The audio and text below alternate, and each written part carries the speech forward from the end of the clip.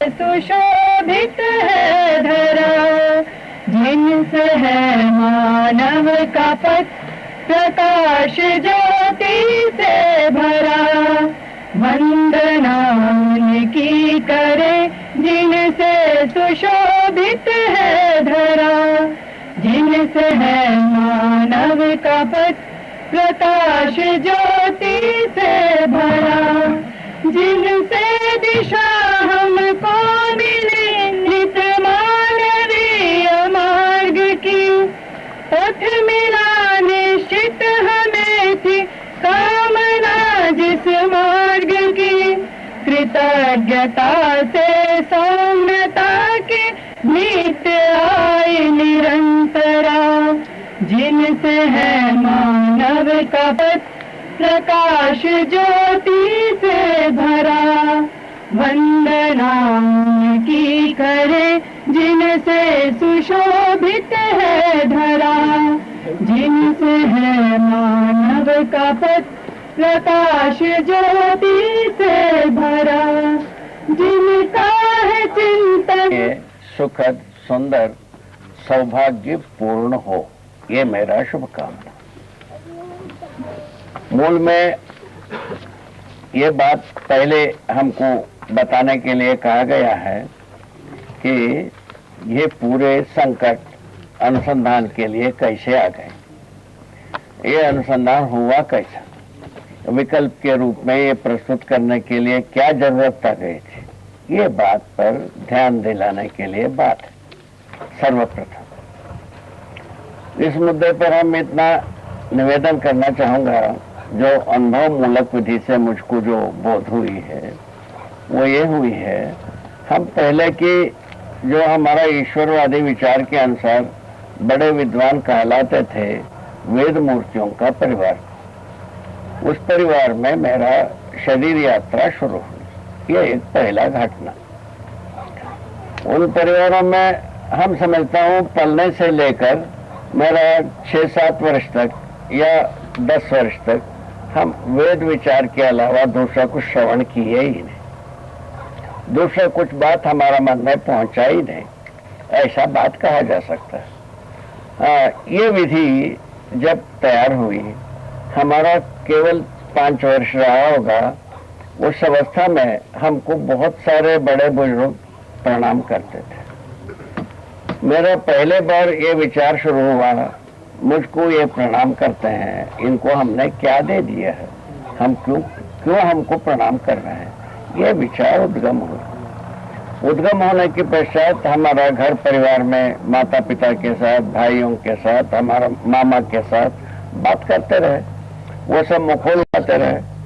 उड़ाते उड़ाते एक 10-12 वर्ष के बाद हमको ये बोध हुआ कि भाई हमारा परिवार को लोग सम्मान करते हैं, उसके आधार पर मेरा सम्मान करते हैं, यह निष्कर्ष निकला। उससे एक फायदा यह हुई, 11 वर्ष की अवधि में, 11-12 वर्ष की अवधि में हमको ये बात प्रतिज्ञा बनी, हमारा परिवार जो सम्मान प्रतिष्ठा बनाया है उसको हम बर्बाद करने का अधिकार नहीं है। यहाँ हम पहुंच गए, ये उपकार हो इन जिज्ञासा से।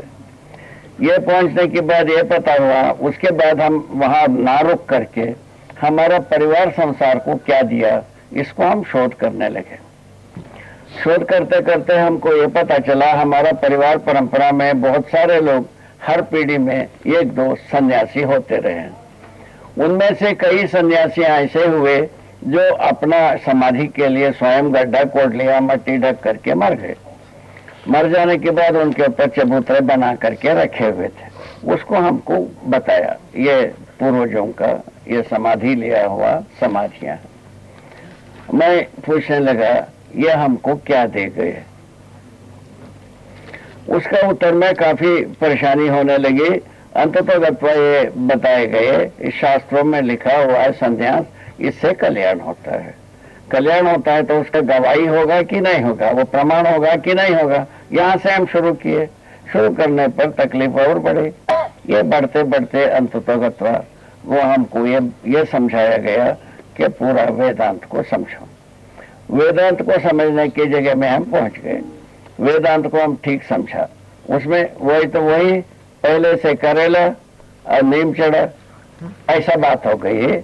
ये ब्रह्म ही बंधन और मोक्ष का कारण है, ये हमको पता चला। ब्रह्म ज्ञान क्या है पूछा है तो रहस्यमय बताया, अव्यक्त है, अनिर्वचनीय है, इस बात को हमको सूचना दिए। अव्यक्त है, अनिर्वचनीय है, ऐसे स्थिति में ब्रह्म ज्ञान का क्या मतलब होगा, ये हम तर्क करने लगे। उसमें हमको बताया छोटे मुंह में बड़े बात करते हो, इस ढंग से बात उलट पड़ा। उसके बाद में हमको भी कभी कभी संकट होती थी, हमारे परिवार में काफी संकट गहराया कुल मिलाकर के कहना चाहिए। तो जब हमको पता चला ब्रह्म ही बंधन का कारण मोक्ष का कारण है, मैंने पूछा कि ये कई को ऐसा हो गया, ये बताया ब्रह्म लीला है, ऐसा बात बताया। तो हमने कहा देखिए संसार में जो दारू पीते हैं बढ़िया लीला करते हैं, पागल हो जाता है तो उससे अच्छा लीला करते हैं। क्या ब्रह्म को पागल और दारू पिया हुआ माना जाए? नहीं माना जाए तो उसका तरीका क्या है? उसके लिए हमको समझाए, इसका उत्तर यही है, तुमको अनुभव करना पड़ेगा। क्या अनुभव होता है? समाधि में अनुभव होता है। किस बात का? ज्ञान का। यह बात बताए तो ये बताया तो हमने उसके लिए तैयारी कर लिया, मन तैयार किया, बुद्धि को तैयार किया, संकल्प को तैयार किया, इसमें अपने को ये शरीर यात्रा अर्पित करना है। उस समय में हमारा आयु 26-27 वर्ष रहा होगा। इस अवस्था में ऐसा स्थिति आई और उसके बाद ये ऐसी स्थिति आई, इसके लिए हमारा शास्त्रों में लिखा है ऐसा कुछ काम करना है, परंपरा के आधार पर छोड़कर अपने मन से कुछ करना है। उस स्थिति में उसको विद्वत संन्यास नाम दिया। हम संन्यास को अपनाया नहीं। अब उसमें ये लिखी थी ऐसा कुछ काम करना होगा तो पत्नी का अनुमति चाहिए, माँ का अनुमति चाहिए, गुरु का अनुमति चाहिए। उसके बारे में मैं अपने पत्नी से हम ये किया, गोष्ठी किया, विचार हमारा व्यक्त किया। इस प्रकार से मेरा मन में ऐसा निश्चय हो रही है, इसमें तुम्हारा क्या कहना है? तुम्हारा मन में जो आता है उसके साथ हमको चलना है और उसके बाद कहना क्या है? जो तुम निर्णय करोगे उसके अनुसार उसके साथ साथ हमको चलना है, ऐसा वो बोली। ठीक है, उसमें बहुत सारा तर्क किया, ऐसा हो सकता है, तैसा हो सकता है, सारे बात जैसा कल्पना हो सकता है सब किए, अंततः ठोस निर्णय पाया। उसके बाद मेरे माँ से बात किया तो मेरे माँ मेरे लिए पहले से गुरु तुल्य रहे हैं। उन्हीं से हम ज्योतिष आयुर्वेद दोनों सीखा और उसके बाद हमारा घर परंपरा में जो इसका आगम तंत्रोपासना का परंपरा रही, श्री विद्या का, उसका उपदेश उन्होंने ही हमको दिया। इस ढंग से मेरे माँ मेरे लिए गुरु हुई। उनसे पूछा, वो बताए तो तुम जो निर्णय लोगे, जो कुछ भी निर्णय लोगे, उससे अच्छा निर्णय देने वाला इस धरती पर कोई नहीं। तुम जो निर्णय लोगे उसको कर डालो, तुम उसमें सफल होगा, ऐसा हमको आशीर्वाद दे। उसके बाद जो हम इसका श्रृंगेरी नाम की एक जगह है, वहाँ शंकराचार्य पीठ है। वह तत्कालीन शंकराचार्य जी को हम हमारा आस्था का केंद्र बनाए थे। उनसे जिक्र किया तो उन्होंने कहा तुम्हारा संकल्प ठीक है, तुम सफल हो जाओगे, नर्मदा किनारे भजन करो, ऐसा वो बोले। ये कुल मिलाकर के कॉम्बिनेशन। उसके बाद हमारा पिताश्री से बात किया। पिताजी ने ये बताया, यदि तुम वेद मानते हो, आर्षय माने सिद्धांतों को, आध्यात्म सिद्धांत को मानते हो, जब तक हम जिए हैं तब तक तुम्हारा तप यज्ञ सब कुछ तो हम ही हैं, तुम हमारा सेवा करना ही सब कुछ है, ऐसा वो बोले। ठीक है, बात अच्छा हो गई। उसके बाद हमारे ससुर जी से बात की। ससुर जी से पूछे तो वो कहा कि तुम 60 वर्ष के बाद वानप्रस्थ जाना है। वो मैंने धीरे से पूछा, अभी तेरे अवस्था कितना है? वो 62 वर्ष बताया। यहाँ कैसा दिख रहा है? धीरे की बात है, ये सब मुखोल की बात है। इस ढंग से एक तमाशा के रूप में सबसे एक परामर्श किया, एक निष्कर्ष किया। निष्कर्ष में तो हम आ गए कि हमको करना है एक शरीर यात्रा, इसमें अर्पित करना है। कुछ संयोग हम कोई तिथि निश्चय किया, इस तिथि में चले जाएंगे। तब तक हम हमारा किया हुआ करता हुआ कार्यकलापों को, देन लेन, स्नेहल विधि, ये सबको पूरा करने में हम लगे। इस बीच में हमारा माँ का देहांत हो गया। ये 57 के अंत में हमारा माँ का देहांत हो गया। और 58 के आरंभिक स्थिति में 47 में हमारा माँ का देहांत हो गई, 47 के अंत में। और मैंने 48 के आरंभिक स्थिति में हमारा पिता का आज शरीर क्षमत हो गए। अब वहां के अनुसार, परंपरा के अनुसार 1 वर्ष तक मरणोत्तर कर्मों में सम्मान देते हैं, आस्था रखते हैं, ऐसा करते हैं। और उसको हम पूरा किया और वो भी बात बाकी न रह गए। वो पूरा होने के पश्चात हम 50 में, सन 50 में यहाँ पहुंच गए।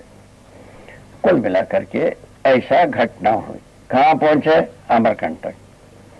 अमरकंटक पहुंचने पर यह पता चला अमरकंटक के एक पावन स्थली है और उसमें हमको बहुत अच्छा लगा। वहाँ का लोग भी अच्छा मिले और संयोग भी अच्छी रही। तो हवा, पानी, जंगल, जानवर, धरती, ये सब में सबके साथ हमारा सानुकूलता बनी। वहाँ जो बहुत थोड़े लोग रहे, 100, 200, 250 लोग थे, उन लोगों के साथ में हमारा बहुत अच्छी स्नेहल संबंध और एक विश्वास पूर्वक जीने की आधार बना।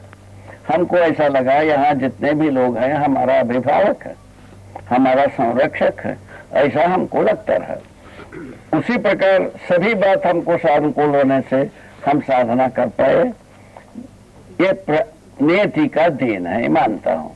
1, यह बड़े बुजुर्गों का आशीर्वाद मानता हूँ। 2, यह मानव का पुण्य है, ऐसा मानता हूँ। इस आधार पर हमको यह सानुकूलता है अपने आप में सुलभ हुई। सुलभ होने के बाद हम अपने साधना में तत्पर हुए, किए धरे, जो कुछ भी हुआ। करीब 20 वर्ष लगी। 20 वर्ष के बाद समाधि की स्थिति में हम पहुंच गए।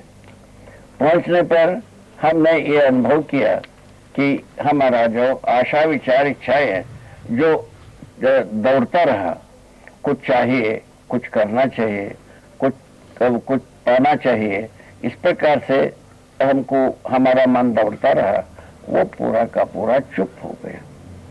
ना हमको कुछ करना है, इस जगह में हम रहे। हमको कुछ नहीं पाना है, इस जगह में रहे। हमको कुछ चाहिए नहीं, इस जगह में हम रहे। इस आधार पर हमारा आशा, विचार, इच्छाएं चुप हो गई।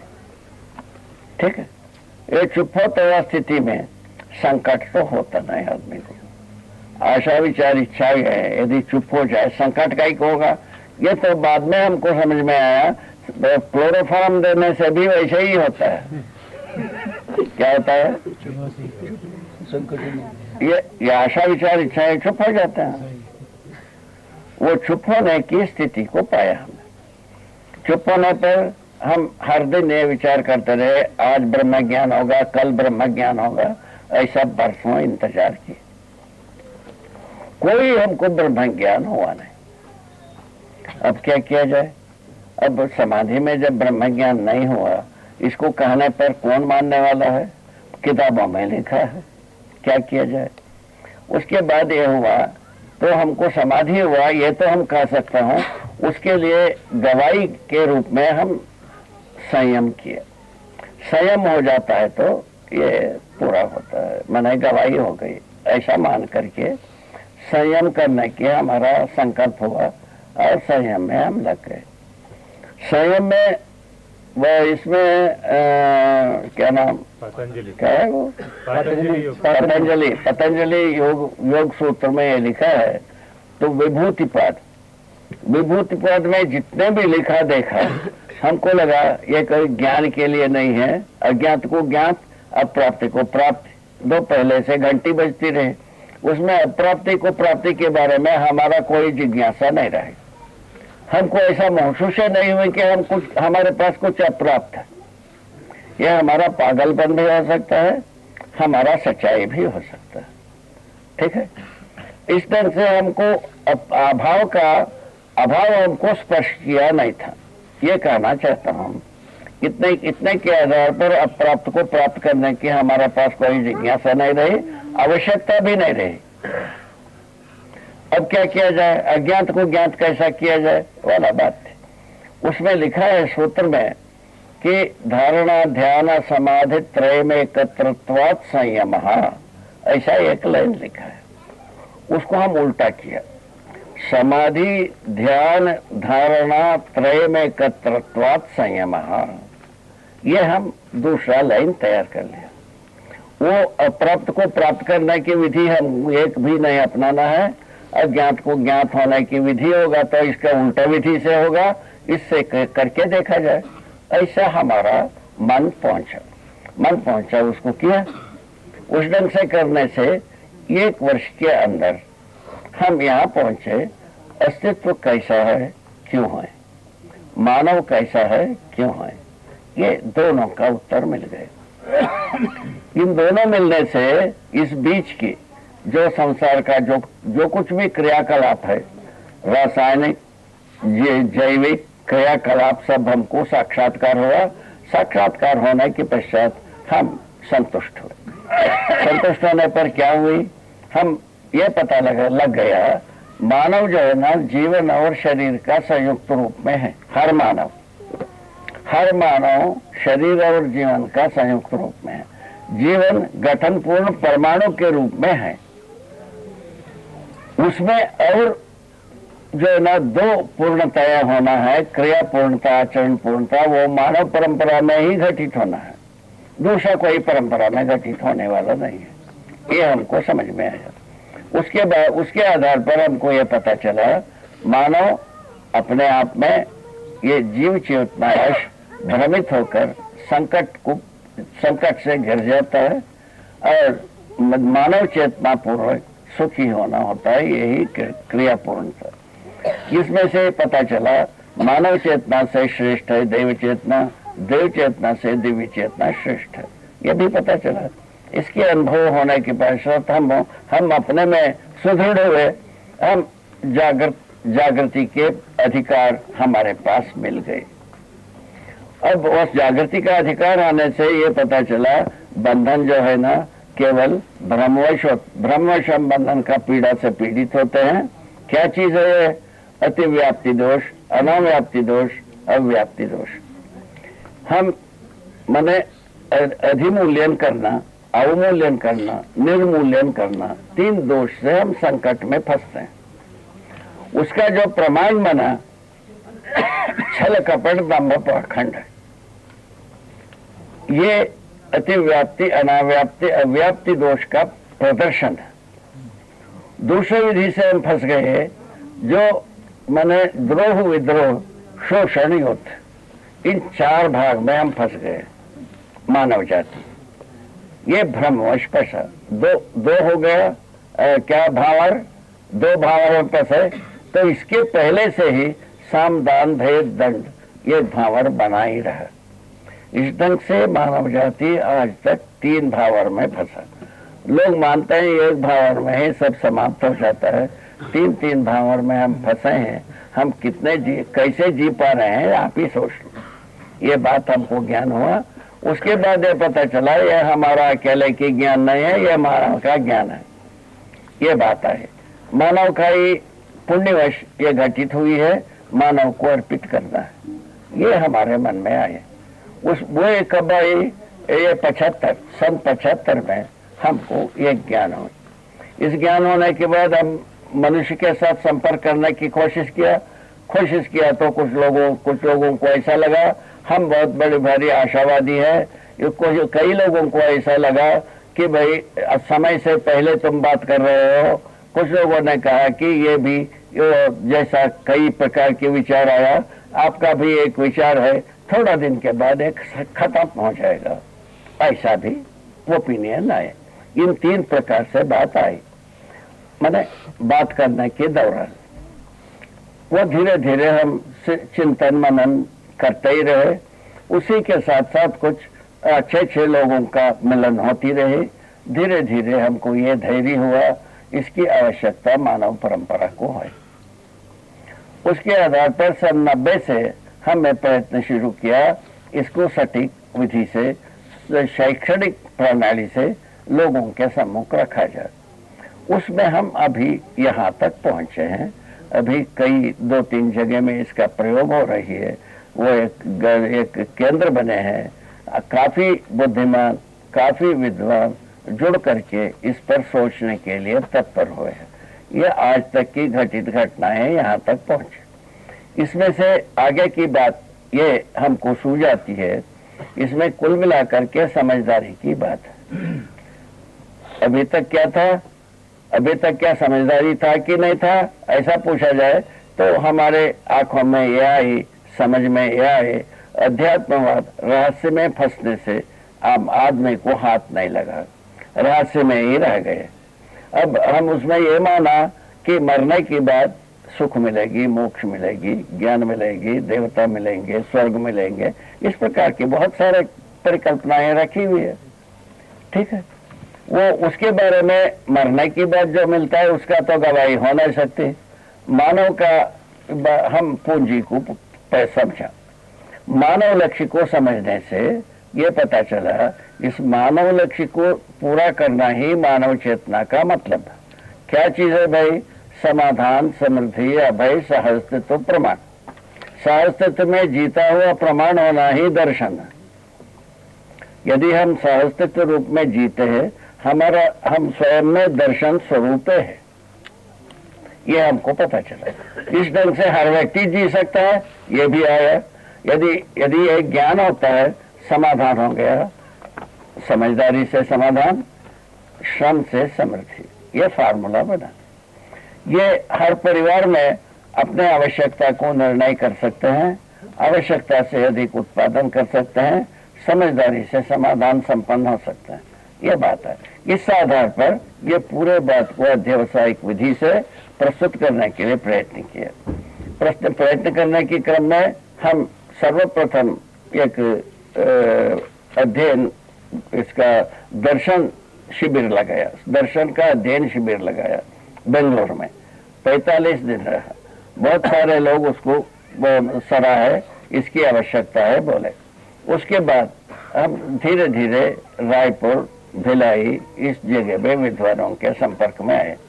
उसके बाद हम टेक्निकल इंस्टीट्यूशन, एक पॉलिटेक्निक है दुर्ग में, उसके संपर्क में आए। वहाँ के लोग इसका शिविर पहले किए, जो एक